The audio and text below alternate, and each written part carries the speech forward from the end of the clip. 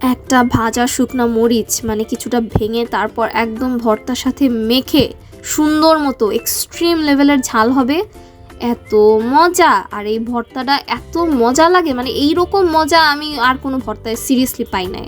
তো যাই হোক, রেসিপিতে চলে যাওয়া যাক। আজকে দেখাবো আমার একটা মানে ইউনিক একটা ভর্তার রেসিপি। এটা আম্মু আর কি করে খাওয়াইছে আমাদেরকে।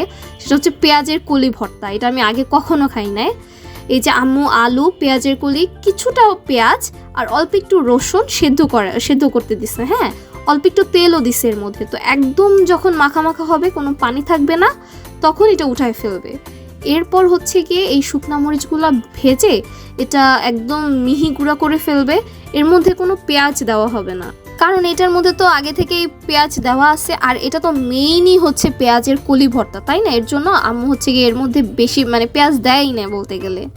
তো যাই হোক, এরপর হচ্ছে কি এটা সুন্দর মতো মানে একদম ম্যাশড করতে হবে, মানে গুঁড়ো গুঁড়ো করতে হবে। এরপর আপনি আপনার ইচ্ছা মতো ধনিয়া পাতা দেবেন, মানে যাদের আর কি ধনিয়া পাতা ভালো লাগে। আমাদের হচ্ছে প্রায় ভর্তাতে ধনিয়া পাতা খেতে খুবই ভালো লাগে। এটার ফ্লেভারটা অনেক মানে মানে খাবারটার স্বাদ হচ্ছে আরও দ্বিগুণ বাড়ায় দেয়।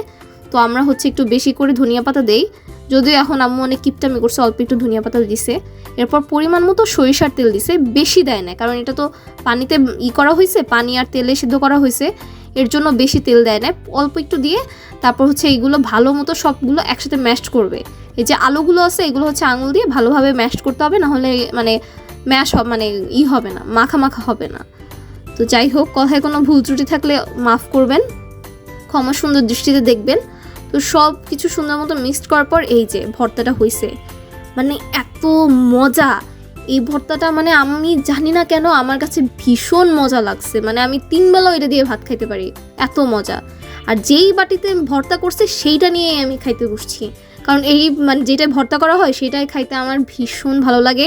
এই বাটি নিয়ে আমাদের 3 বোনের মধ্যে মারামারিও লাগে অনেক সময়।